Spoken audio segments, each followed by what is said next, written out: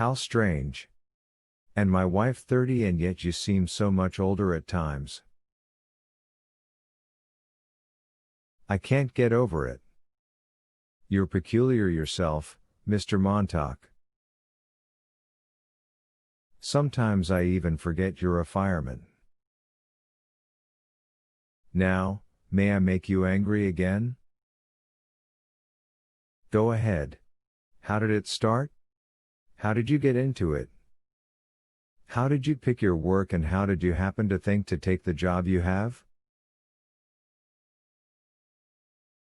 You're not like the others. I've seen a few, I know. When I talk, you look at me. When I said something about the moon, you looked at the moon, last night. The others would never do that. The others would walk off and leave me talking. Or threaten me. No one has time anymore for anyone else. You're one of the few who put up with me. That's why I think it's so strange you're a fireman, it just doesn't seem right for you, somehow.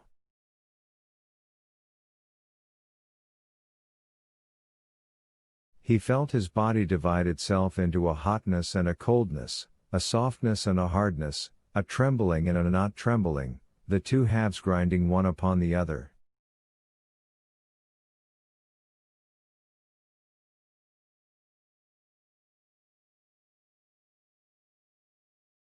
You'd better run on to your appointment, he said.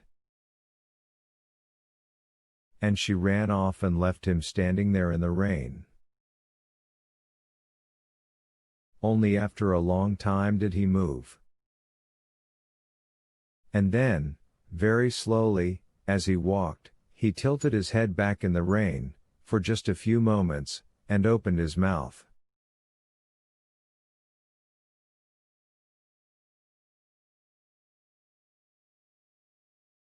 The mechanical hound slept but did not sleep, lived but did not live in its gently humming, gently vibrating, softly illuminated kennel back in a dark corner of the firehouse.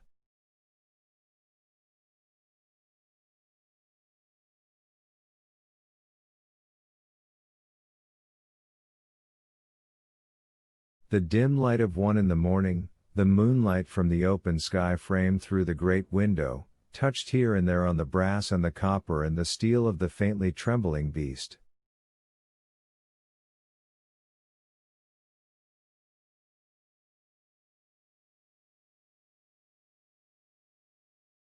Light flickered on bits of ruby glass and on sensitive capillary hairs in the nylon-brushed nostrils of the creature that quivered gently, gently, gently, its 8 legs spidered under it on rubber-padded paws.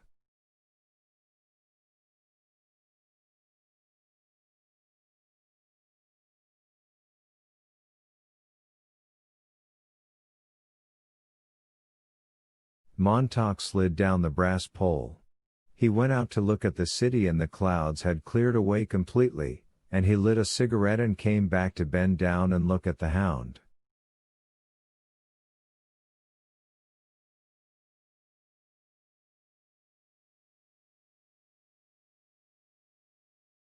It was like a great bee come home from some field where the honey is full of poison wildness, of insanity and nightmare, its body crammed with that over-rich nectar and now it was sleeping the evil out of itself.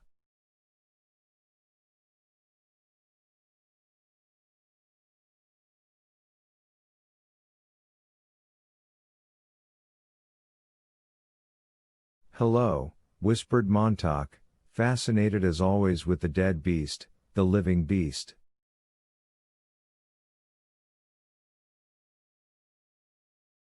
At night when things got dull, which was every night, the men slid down the brass poles, and set the ticking combinations of the olfactory system of the hound and let loose rats in the firehouse areaway, and sometimes chickens, and sometimes cats that would have to be drowned anyway, and there would be betting to see which the hound would seize first.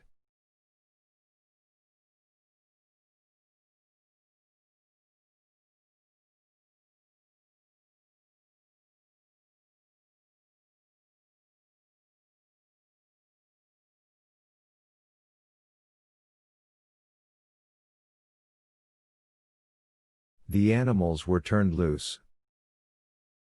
3 seconds later the game was done. The rat, cat, or chicken caught half across the areaway, gripped in gentling paws while a 4-inch hollow steel needle plunged down from the proboscis of the hound to inject massive jolts of morphine or procaine.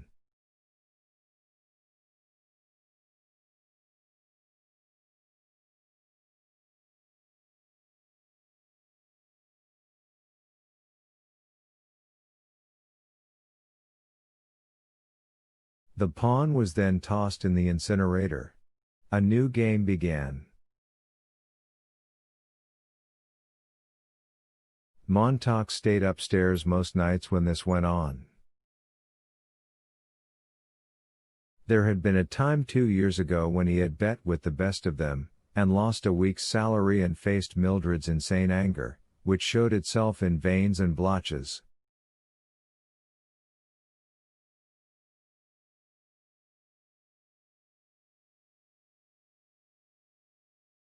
But now at night he lay in his bunk, face turned to the wall, listening to whoops of laughter below and the piano string scurry of rat feet, the violin squeaking of mice, and the great shadowing, motion silence of the hound leaping out like a moth in the raw light, finding, holding its victim, inserting the needle and going back to its kennel to die as if a switch had been turned.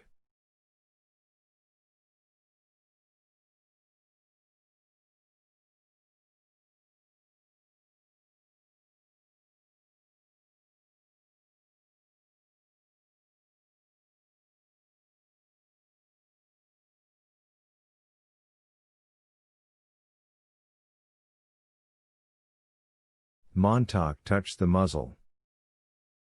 The hound growled. Montauk jumped back. The hound half rose in its kennel and looked at him with green-blue neon light flickering in its suddenly activated eye bulbs.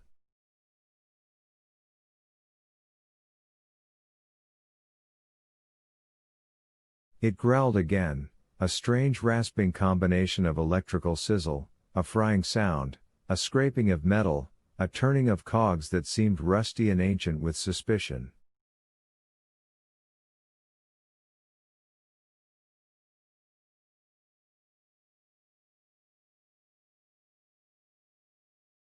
"No, no, boy," said Montauk, his heart pounding.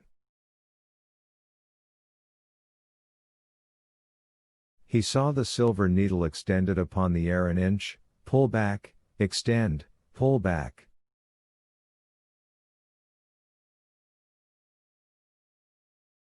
The growl simmered in the beast and it looked at him. Montauk backed up. The hound took a step from its kennel. Montauk grabbed the brass pole with one hand. The pole, reacting, slid upward, and took him through the ceiling, quietly.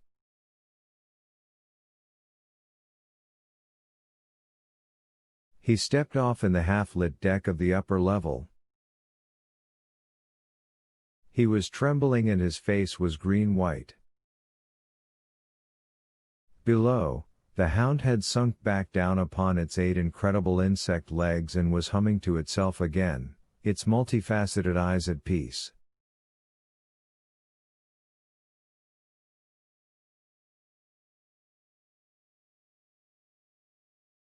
Montauk stood, letting the fears pass, by the drop hole. Behind him, 4 men at a card table under a green-lidded light in the corner glanced briefly but said nothing.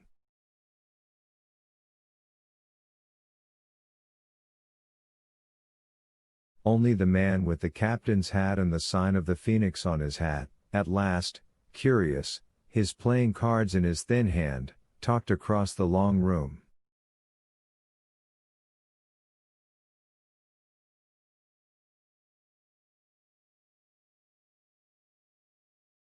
"Montauk?